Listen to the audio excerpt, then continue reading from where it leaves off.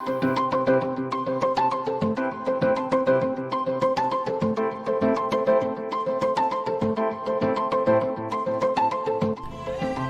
is Rare Media. To whom it concerns, welcome to the panel.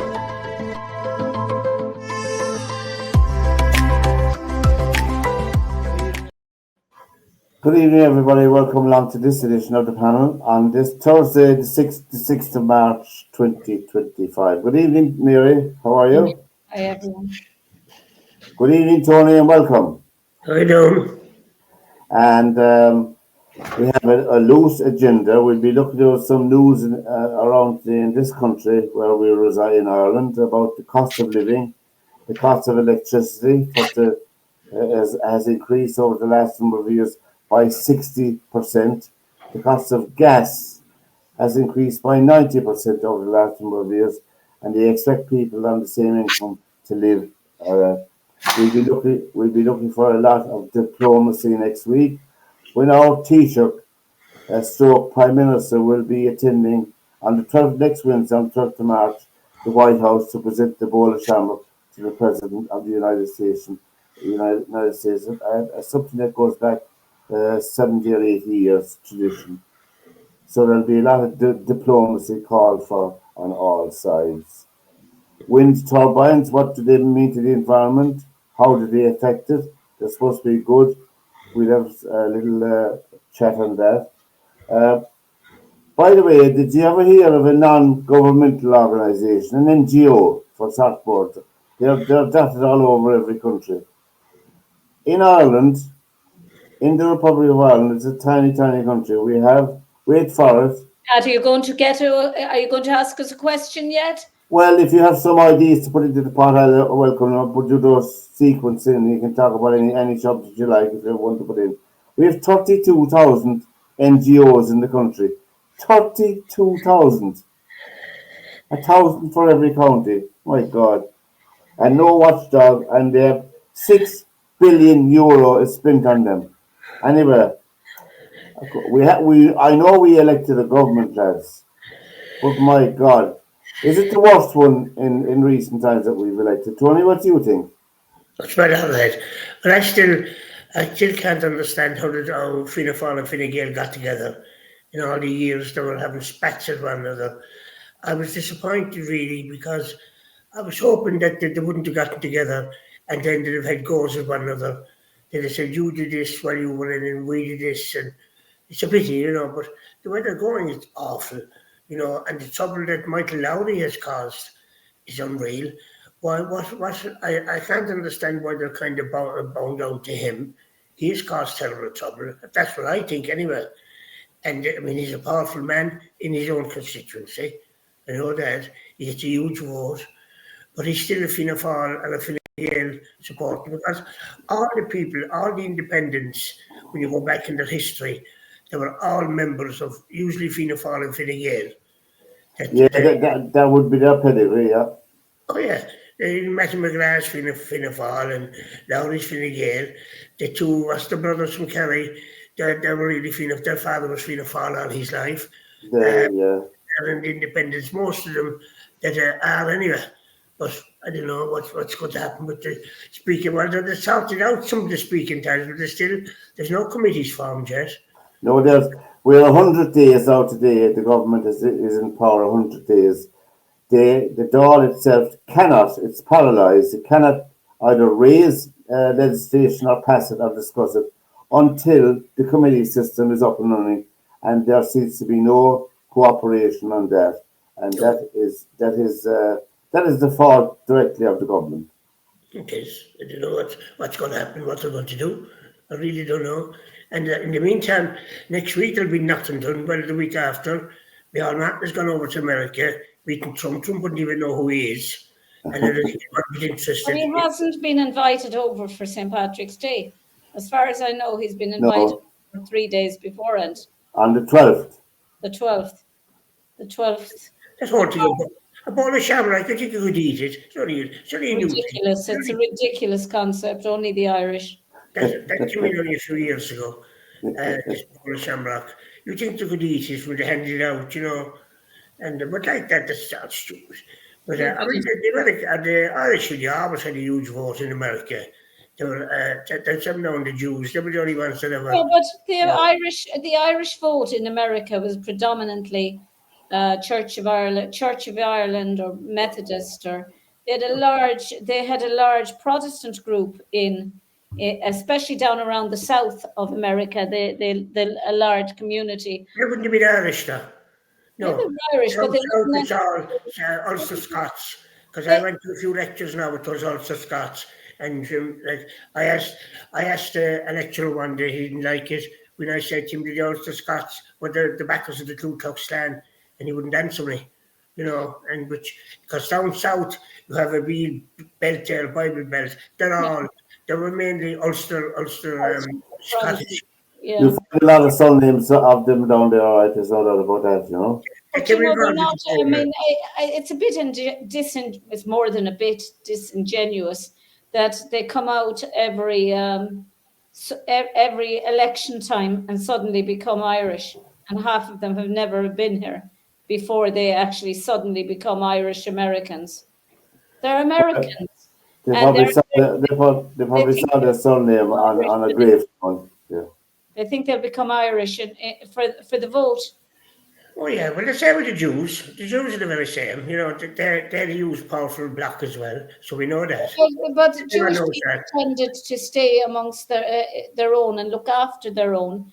And the Irish did that when they went to America. They all looked after each other, and No, sure. they The had founding these fathers, Irish ghettos, if you like, where everyone Irish went and everyone all the felt armies were all Irish, north and south. They were all Irish, both in the Civil War. The Union Army was made up over 60% Irish. So was the South.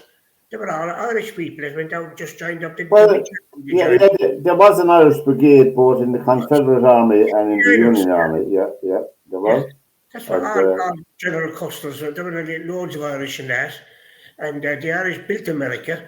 They were the fools that built it. They built New York. The Irish did. That's well known. They ran the police force for years and years.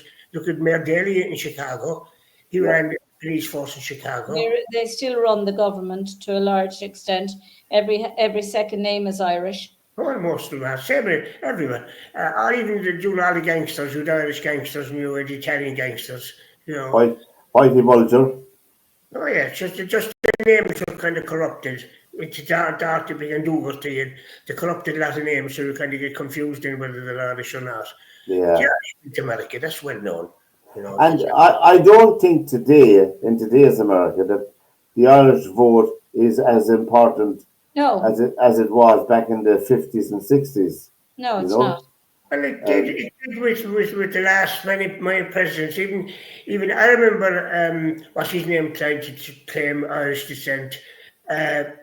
George Bush, the father, senior, and he was traced back to an Irish family as well, actually in County Limerick, but it never kind of took off as to who they were, and it kind of was forgotten about because you look at the Irish vote. Look at the Kennedys, they worked in the Irish vote.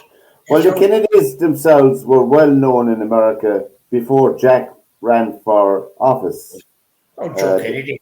They were well established within the society in America. The father was ruthless. Any fella had his money, he either inherited it or was left it. He didn't make it on their own. You have to. If any fella has money, he was either left it or they robbed. Most of them said that fathers were always robbers. Any fella that had wealth in America, the fathers were always corrupt. That's well, I mean, John F. Kennedy's wife, Jackie Bouvier. Jackie Bouvier, her dad was a bootlegger, Black Jack Bouvier. Yeah. So they were bootleggers at that time in America, and they made their money. Even Homer Simpson married Marge. She's Marge Bouvier.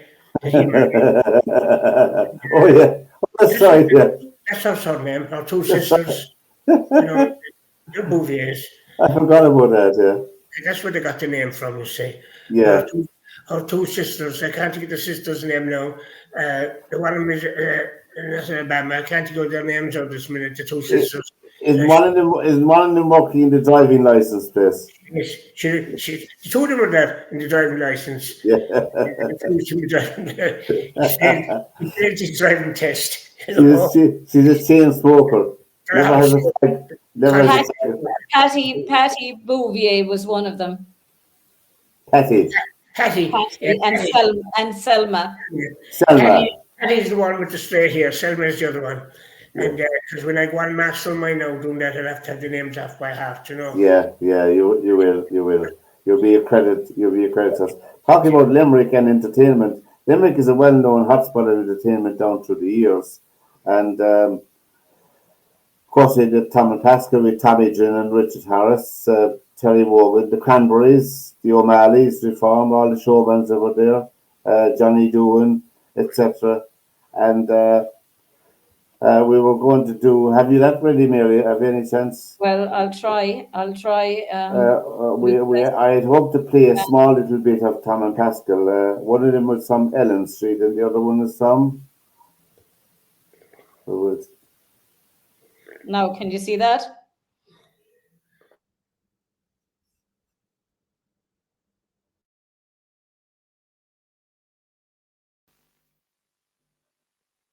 Welcome to our show. We have a smashing selection of songs that will spin the bottles concrete graceful. So we want you all to relax, sit back, and unfasten your safety belts. We were two innocent country lads from Limerick. We know each other like that. If Pascal's in a different room from me, I know what he was thinking. I know immediately what to do with Tom. Tom would know immediately what to do with me. You know, so geez, we lived out of each other's pockets for years, got each other's nerves, throttled each other back. I enjoyed the show business. I always enjoyed it.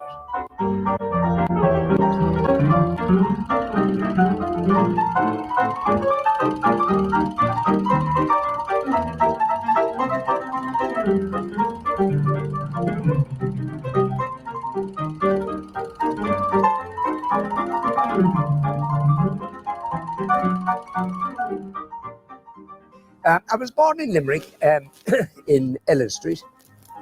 Number 2 Ellen Street has the match factories, and down memory lane this year, the house has gone knocked since. There's 7 or 8 families living there, like me, you know. It's a fabulous place.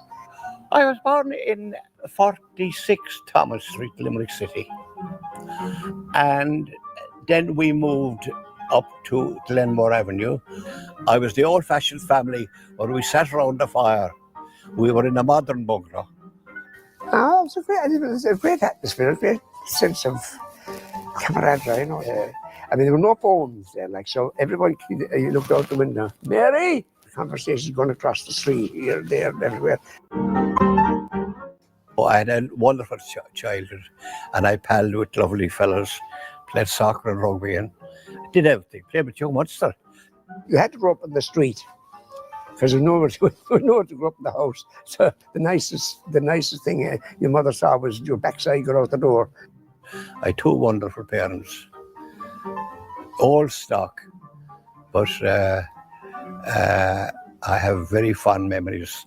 My mother played the accordion and my father sang, and we had a lovely, happy, wonderful time.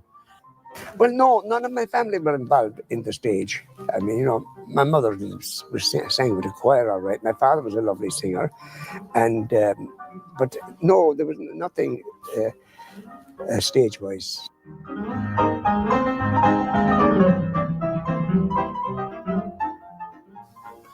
I was lucky to join a troop of Boy Scouts as a foot soldier at the age of 9, and I finished up having Scoutmaster, giving lectures and talks.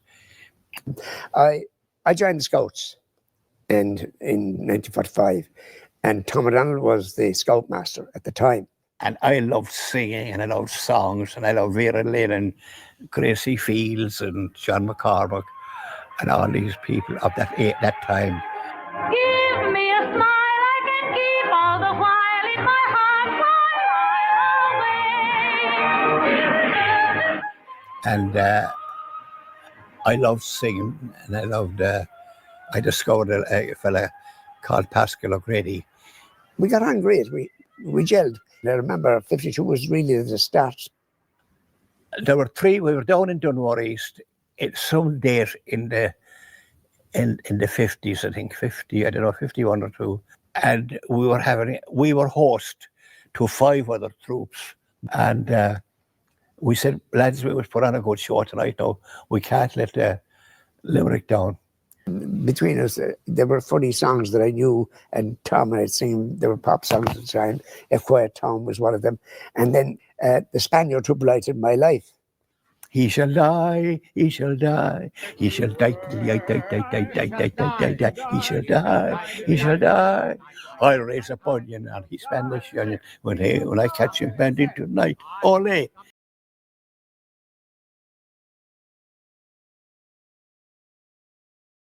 Here, 14-minute clip, so there's no point in playing Oh, 14. no, it's but there's they speak about the old entertainment venues in Limerick that are no longer there, and they mention the fact that the Theatre Royal, was it? No, what? the Royal, was it? The City Theatre. The city that was left to absolutely rot on site, which is a mortal sin. It's a shame, really. An absolute shame. They used to run Christmas crackers there. Didn't they, Tony? It's not where they ran it. It's at the back of Shannon Furniture. Yeah, the Christmas cracker show went on. A lot of people claim to have seen him now and they didn't see him at all, you know. But the shows were always very popular because there was nothing else on. There was no entertainment really. We're talking about the 60s, you see. I danced in their shows. What? I danced in their shows with Tom and Pascal. Christmas crackers. Tom and Pascal. Christmas crackers. Myself and John Doyle. John Doyle sang, and I danced, and I can't remember who else was in it with us. He was born to the late 50s, wasn't he? It couldn't have been. No, it would have been around the 70s. No, they were well gone at that stage. Tom and Pascal were gone at that stage, Christmas crackers. Might even have been 60, 69. He used to be in a pram. It was very young. And we danced for Tom, and he was lovely. He was a really lovely man to me. He was always lovely to me. I only danced for him twice. Tom? I didn't think he was a nice person at all. He was very mean. He was known for that. He never paid people really. Well, I got paid, and that was a standing joke. You were the only one who got paid. You were the only one who got paid. And who were the dancers that time? I did get paid. Anyway, Tom is passed on now, isn't he? He did years. Yeah. He was very, very self-centered, you know, and everything was lovely. Everyone was lovely. There must have been people he didn't like, but he wouldn't admit that. You know, everything was lovely, and he was up above a step above Pascal where he lived, even above Denmore Avenue. You know, there was no laugh up there at the time. I danced for his phones as well for him when he was with RLO, wasn't it? RLO, or what was the radio station he was with? John Devan was with them as well. Lord rest him, John Devan. I was on Friday and Sunday. He was on Saturday. And I used to answer the phones for him when I was in with Cabaret in the Limerick Inn. So that would have been around 1980. He was gone from Pascal at that stage, you know. Yeah, 1980. Is there much difference in age between them, Tony? What's the what? Was there a big difference in their age? Were they around the same age? Or? Yeah, they're roughly around the same age to her. I mean, Pascal is over 90 now. Of course, they performed over in the London Palladium as well. I did, but anyway, it's like Irish bands going to Las Vegas. You can get on anything. There's not much better than that, you know.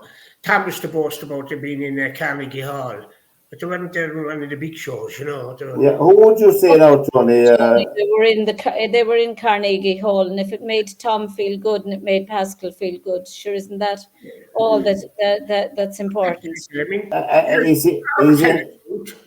He's in a nursing home now. Is he Pascal? Yes, in the home, Milford, in the home of Milford.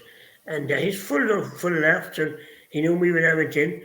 And I had a great laugh at him now, you know. Good. Because Pascal was always funny. And Yeah. he'd tell you the truth, you know, and like that, he'd tell you, you know. What But, was the two characters? Noni and who else? Noni and someone else. Biddy, The wasn't two- it? I don't know, I can't remember that now. 'cause You I- remember? No, what's his name? Played Noni and Biddy, is it? Noni and someone. Anyway, what's his name? Hall's Pictorial Weekly played them. Had them on one of the boards. Cashy and Noni. Cassie. What did they Cashy. Pat Frank Hall? No, they were never on that.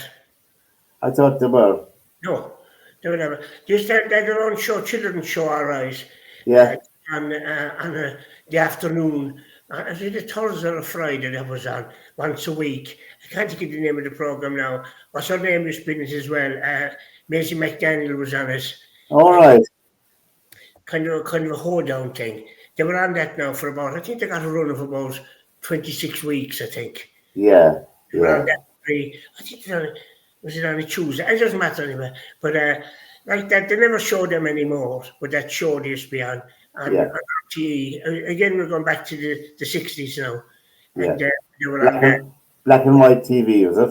It was black and white, yeah. Yeah. Finished it, of course, and they kind of died a death in. You never hear any more of them then. The last thing that Pascal was in was he did the thing in the St. Patrick's Day parade, and he was dressed up as the Pope, and he walked down the front of the parade, you know, going around. Yeah. He had a long white satin, he had a little satin on him. But I mean, the parade was, he'd always went to the parade. He was in the parade a few years. Did you ever see Mary in the parade? No, I never went to the parade. I hated it. You Hated hated the it? parade. Hated it with a passion, even as a child. Couldn't stand being out in the cold and rain and then you'd have your dancing costume on, and I wouldn't be allowed anyway because your costume would get stained and your shoes would never be the same again. No, I hate it to this day. I You're hate the only person I ever have said that now in all my years. Going off to the parade and you're having to have an umbrella and a dancing costume, a pair of white shoes on you. Oh, stop! No. I remember lovely days of the parade. It wasn't always raining. I remember lovely days going to the parade. There were bright sunny days for the parade. I remember Cork City had a Never fabulous remember parade. one. You know. I never and I never wanted to go to one. I never Yeah. asked to go to them. The only thing I ever asked for was a harp. And I remember I was told, if you're really good, I'll buy you a harp. I could not imagine being any better than I was. I mean, I was the godsend of a child. But that's a sad affair now to never went to the parade. So I For remember at least a month, and then I was handed this by my mother, this little badge with shamrock and An Irish harp. I thought I had visions I was going to be like Mary O'Hara with the harp. I thought I was getting a full-sized harp. It was lost in translation. I got this thing from my coat. Well, what about all your friends in school must have been at the parade, sir? I never forgot it. What? All your friends in school must have been at the parade. They probably were. I never went to it. Because it used to make a full circle of the town, I remember. And I remember running up to get up and catch up in it above in John Square, when to come up Broad Street, John Street. Oh, yeah. Into John Square and straight up along there up Jelgriffin Street and back up to the park again to go. I remember when I doing a full circle. And I remember standing outside the Tech there on O'Connell Avenue, the opposite side, because the parade would assemble inside in Sarsfield Barracks. From Sarsfield Barracks. Every year. I just didn't like being out in the cold. I used to love the bands. The bands. There used to be a lot of bands in the 60s and 70s that came from America, particularly marching bands, and they were just absolutely phenomenal. They were fantastic. That started here about 1969, I think, 1970. See, it was the first band came from America. And like that, they were never properly appreciated. You know, they should have had them up in the Gary grounds and you could watch them. And then you could Yeah, pay 10 pence true. something to go in and to go towards their fares because they all pay their fares. Yeah, They but did, yeah, they you did. played an instrument, Tony, They and were. you played the drums, and you were interested in, say, bands coming from America and things like that. But you I have just thought, you know, I'm going down there when our dancing schools wanted us to go, and you'd all be expected to turn up, and the heavens could open, and you're there in an expensive costume that cost a lot to have it made and embroidered and everything, and then suddenly the heavens would come down, and no, I remember Tony Nolan, the Nolan School of Dancing. I I remember went to Nolan's. I went to Nolan's. And I remember Francis Fleming having his dance school. I remember all his dance schools. The Delacy's then their tap dancing. And I remember all them coming down Yeah. O'Connor, down and marching down. Because Margaret Hawk now from the Spotlight Stage School, they always have an entry in it. And Yeah.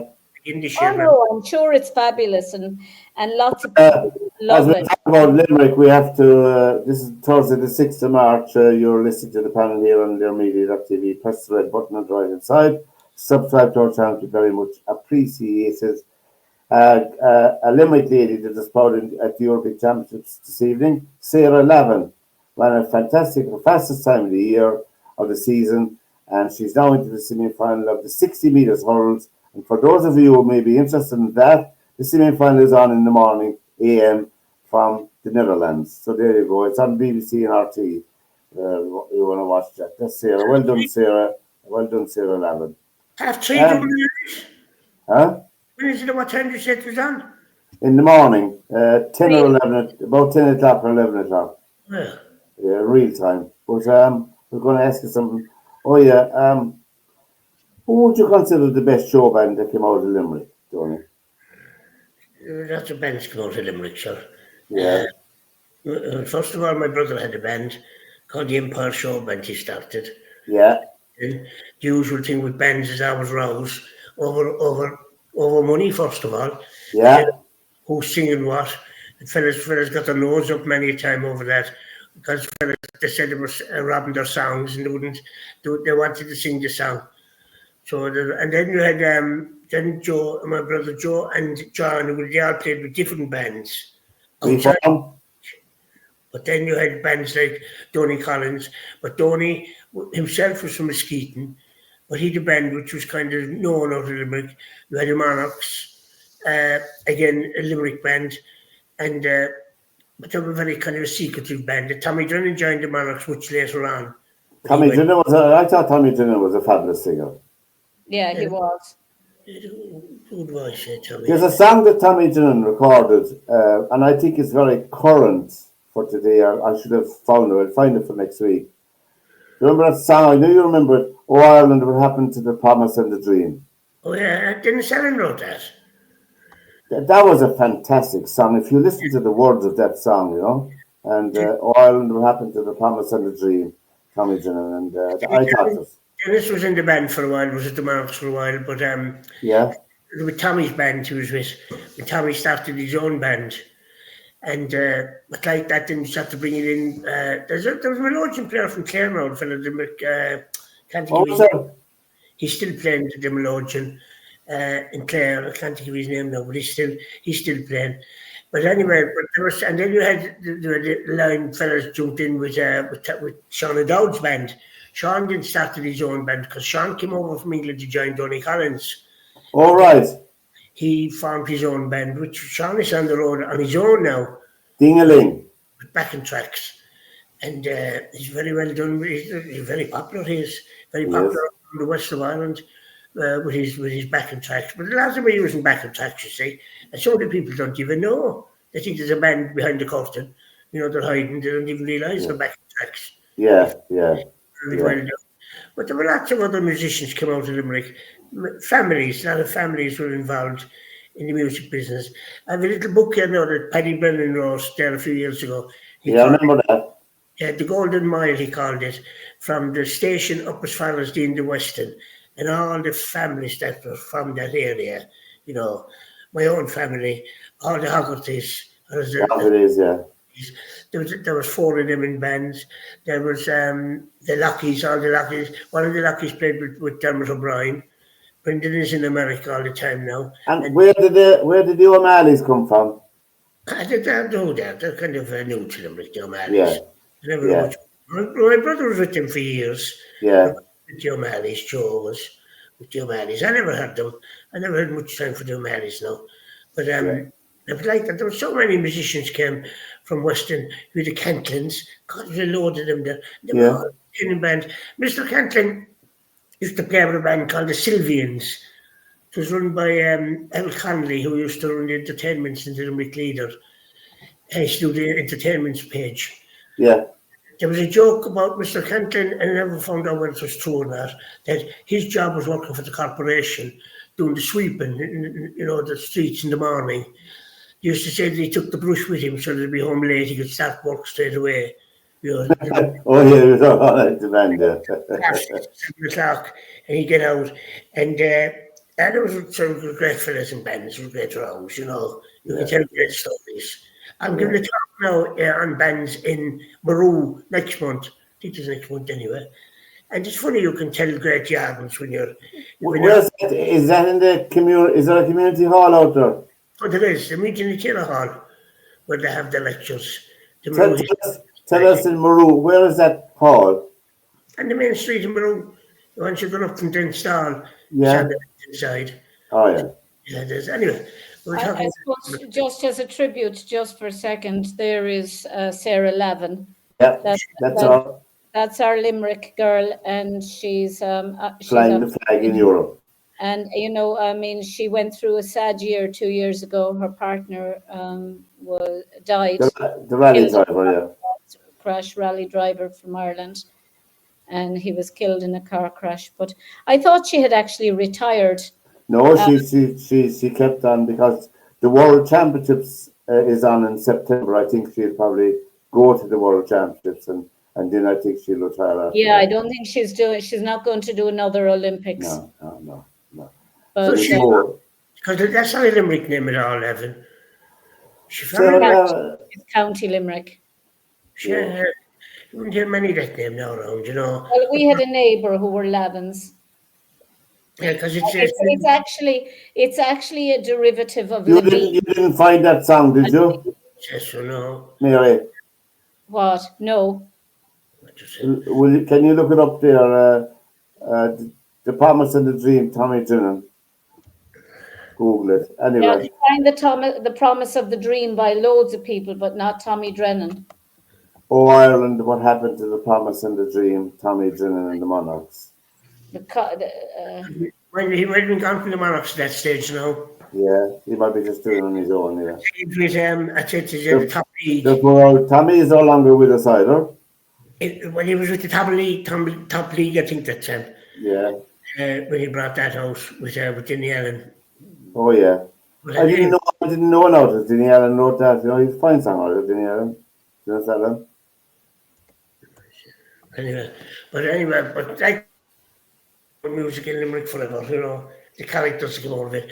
We never found out, I said it 2 weeks ago, we never found out what our new mayor did, Jess. Did you find out? Did you went to the new mayor? I'd say most people couldn't even tell you his name anyway. Oh, the mayor of Limerick. Mayor of Limerick. I thought he went to a council meeting and laid out his plan for the next couple of years. I don't know. Did he present the plan to the council? I don't know. We'll find out that for next week. We'll fill in the blanks. There's a lot of blanks. And the man, by the way, that built that bought a plot of land when he divorced and built his own little hut down in Tipperary, Sean Meehan. He was in court. He was in court this morning, and sorry for interrupting you now, but the mayoral programme, the Mayor of Limerick, John Moran, has unveiled an ambitious vision for the future of Limerick City and County with the publication of the mayoral programme 24-29 titled More for Limerick. This comprehensive 138-page document outlines the mayor's vision and objectives for his term of office as mandated by the local government Mayor of Limerick, and miscellaneous. He outlines his strategic vision and key initiatives intended for the first 101 days, and the document serves as a roadmap for prioritising actions aimed at enhancing and fostering growth in Limerick City and County. And it's all up there. You can download. I'm just downloading it now, the mayoral programme, More for Limerick 29, and I've it downloaded now, so I have it and I can send it to you, Tony, the mayoral programme. No. I Does see. anybody remember the city? Window. Does anybody remember when the Green Party came up with an idea? Remember all these mobile trees they had on wheels, Oh, I do. on trolleys? Oh my God!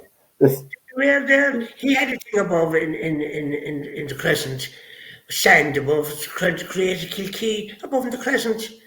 Imagine the thinking behind that, create Kilkee above in the crescent, I wonderful. think, we're in danger of getting a big fine because we're not meeting our targets for getting No, and this is, yeah, reducing our dependency on fossil fuel. So this is an example of what they expect us to build in Ireland. You know how wind turbines are built? Let's start the base of the tower. First, a circular base is formed using concrete. Once the cement dries, a series of intersecting pipes are installed with screws. Around these pipes, reinforcement bars are laid to form a larger circular plate. After sealing it with a lid, concrete is poured inside. Holes several meters deep are drilled into the pipes, and excess pipe material is ground off. A high-strength metal disc is then fitted over the holes. Next, a high-pressure pump injects composite resin material into these holes, and after the injection, a steel rod is inserted into each hole. The intersecting angles of these rods underground firmly lock them into the rock layer. The gaps in the metal disc are filled with sealant and locked with screws. The bolts on the disc are reserved for mounting the tower. For wind turbines over 5 megawatts, the base needs to be deeper and larger. The ground is leveled using a grouting machine, and a 3-meter-high base is installed at the center, which acts as a vertical base, connecting and positioning the wind turbine. Reinforcement bars form a chassis shape, creating a conical base for the tower. This requires a larger grouting machine and consumes thousands of tons of concrete, with continuous 24-hour work until the concrete is sufficiently solidified in a month. The base is then buried with soil. Next to the turbine base, a trench is dug for laying cables that transmit electricity. The other end of the cable is connected to the wind turbine substation. The substation manages, transforms, transmits, and distributes the electricity generated by multiple wind turbines, ultimately connecting to the national grid. Once everything is ready, the wind turbine assembly can begin. The blades, typically over 40 meters long, are the most challenging to transport, requiring special... That's depressing. what are you showing us that for? I'll build one Well, up. no, because this is trumpeting the green energy movement. But And look, to what's talk, keen about that, Pat? I just wanted to illustrate the fact that one turbine. Look at the amount of Cement. concrete, steel, and ruining the environment to put up one of those monstrosities, which have a very short shelf life. They wouldn't allow you to put a window in your house in Clare. I know of somebody who wasn't allowed to have one big window in the front of their house, that they bought their own land, built their own house, and had to have a division in the window because for optics, even though they weren't facing any houses and never will be facing any houses. And yet they'll put up that monstrosity in Clare and everything like that. I mean, Now, we're a joke of a country. We truly are an absolute joke of a country. well, Tipperary County Council were in court this morning with Sean Meehan, who they want him to get an order to knock down his house that he's living in. He bought a bit of land to build his house when his divorce came through, rather than be homeless and have it to be housed by the corporation themselves or the council. He built it, and it's on his own land. It's unobtrusive, in my opinion, but they're sticking to their plan. They're spending public money in taking this man to court today again, and the judge didn't go through with the order. He referred it up to the circuit court, which will be more money again. And Tipperary County Council, they got an order made against them today for the court costs today, which are running into thousands of pounds, against their own tenant, potential tenant. They want to make this man homeless, as far as I can see. And anybody who's following the case and look at the premises that he built for himself to live in, it's an absolute shame. How many more buildings have been built without planning permission in Ireland? How many buildings have been turned into iPad centres with no planning permission? You know, and they're not going to take it to court. So it's an anomaly in the system, and it's unjust and unfair to brutalise one of your own citizens. They should be ashamed of themselves. When do you Lowry into play? When do you Michael Lowry or to Matty McGrath that sorted out for him? You'd wonder, wouldn't you? You'd wonder. Is there more to it? There could be more to that case now. You know, you wouldn't know about. Because why they're bringing him to court, you know, you'd wonder sometimes when you hear there's two sides to every story. Absolutely, and people can inform themselves by reading about it. There's plenty of articles written about it. Sean Meehan, look up Sean Meehan in the local Tipperary newspapers and County Council website, and you'll find out why they're against this premises, you know. I don't know. It makes no sense to me anyway to make a man homeless, and there's nowhere for him to go. Because there's no houses available. But I was watching the Senate on television today as well, where your man stood up and gave a speech. What's his name? Buttermore, another fellow that was in the Senate and jumped into the Dáil. I think he was in the Dáil before, and then he lost his seat and moved into and he was made a senator, appointed senator, yeah. He gave a speech today. I watched it all. I said, just to see. He must have been talking for a quarter of an hour, and I was none the wiser the individual I was at the beginning of it. And he says nothing. There were 3 people in the chamber. Imagine 3 senators. You know, the whole place empty. It's a bloody disgrace, this. You know, he was doing it himself. You know, and he was only talking to one fella who was thanking him afterwards. The job free. I hate to hear people thanking people that have been paid for something, you know, that I said, what's he on about? I said to myself, Buttermore. And his glasses, he was moving them down to his nose and he was moving them up to his eyes. He was moving up and them down. I'd love to say to him, you just take them off and put them on, make up your mind. But it was a lot of rubbish he was talking about. And he'd be baffled anyway. You know, I'd love to know who else was watching it and did you know what he was talking about. And 3 in the whole room, mention it. Yeah. Before we finish the program, there's a presidential election this year, Tony, in Ireland. Yeah. It's the end of Higgins's 2 terms, even though he said he's only going to run for one. And his place, Francis Black, going for it, I see. Well, I see. Well, what's her name is Linda Martin has declared as well. She's going to run for it. Yeah. Well, Linda Martin does phenomenal work for animal welfare. No, she knows about politics in the country. Nothing. She knows as much as the man that was speaking in the Senate today.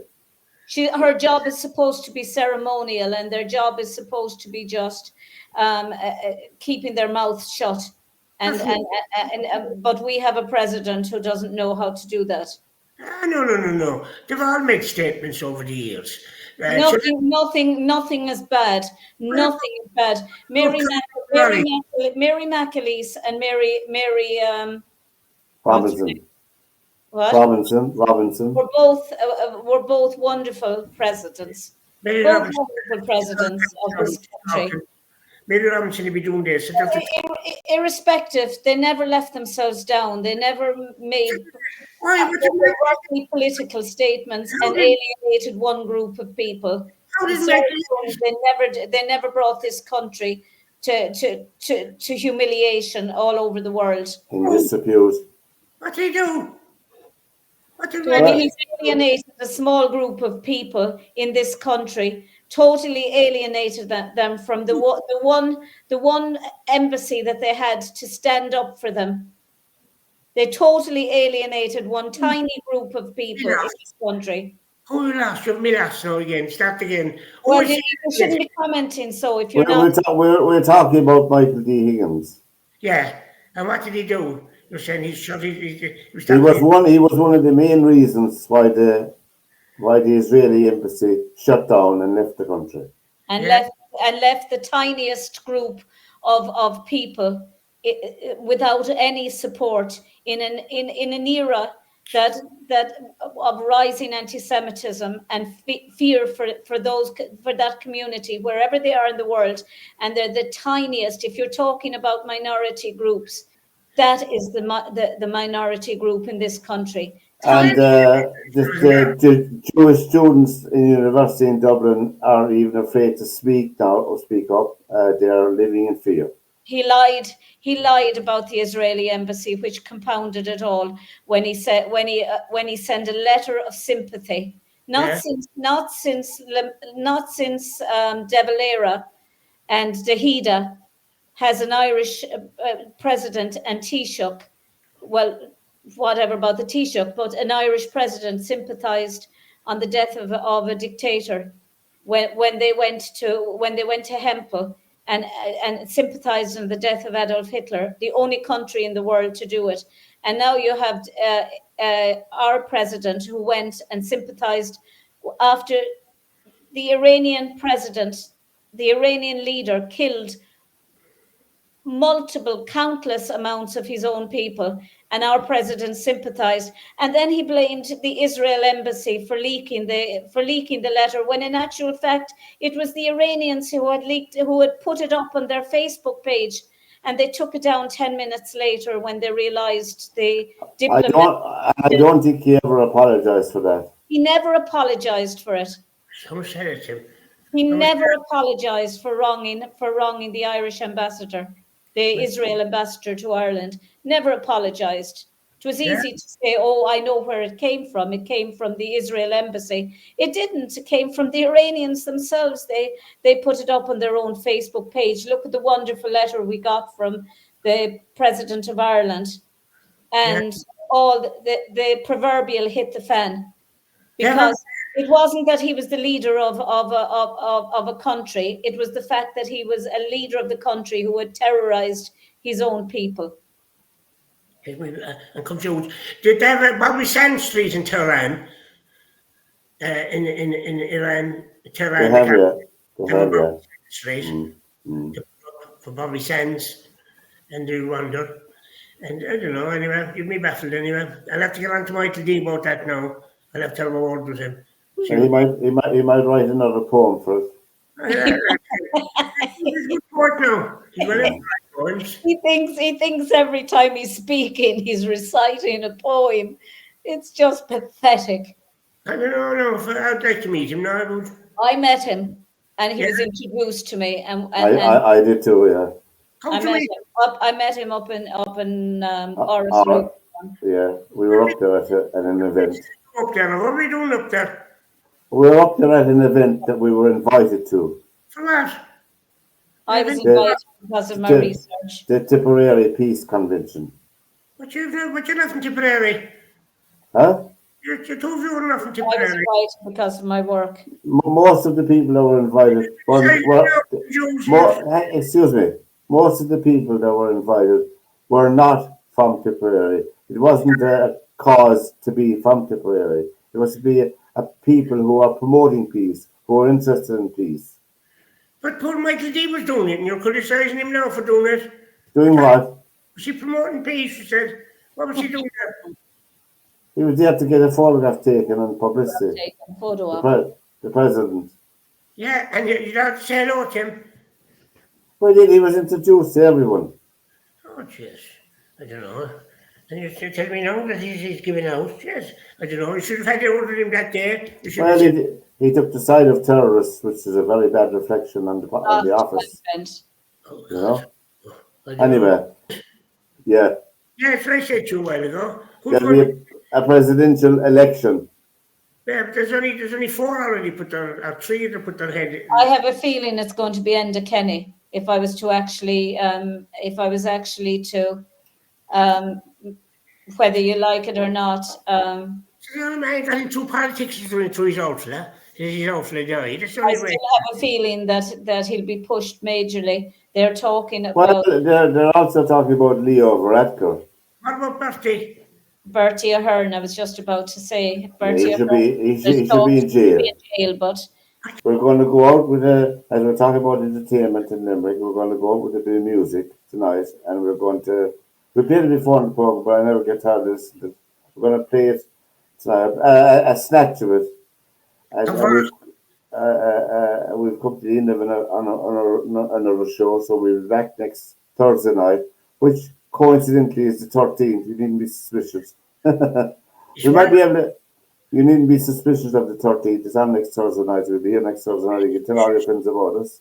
So from this edition of the panel, from Mary and Tony and myself, lads, have a good week, and we'll see you again. By the time we're here next week, the ball of Shamrock will have been handed over, Tony. When has that been given over? Next Wednesday. Well, next Wednesday. The 12th. He's over in England at the moment, isn't he? Well, he's in Brussels as well for the meeting. Yeah, I think you'd swear we were actually important he in the scheme of things. And I think he has the goal with him. Yeah, he's going to America as well. I mean, what kind of leaders have we that would actually use that language about anyone, about any leader of any country, to call them a name like that? What's I call him?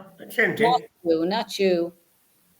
Who, not you? Simon Harris, call the leader of a democratically elected leader of another country.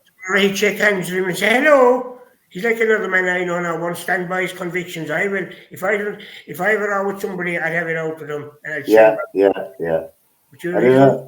But there's a thing called diplomacy in politics, that you have to talk to your enemies as well. No, that's what has politics to say, is you tell the truth and you stand by what you say. Well, if you want to try and broker peace long term, you have to try and talk to the saying, the old adage, keep your friends close and your enemies closer. No, I wouldn't believe in that. Anyway, until we see you again next week, let's take care.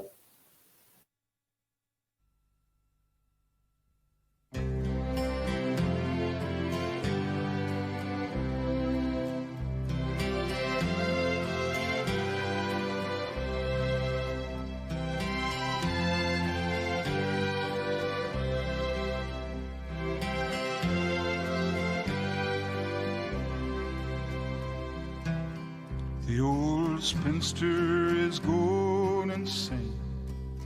Her next door neighbor is in church again. Two drunks are fighting down in the lane, and little children are playing a game. Dogs are barking, little girls sing, and the chapel bell begins to ring. Someone deals Bobby a king, and the pavement money starts to ring. And the street is drifting into evening, while the sun is going down. I'm just back there capturing the feeling, though it's just another town. Just another town.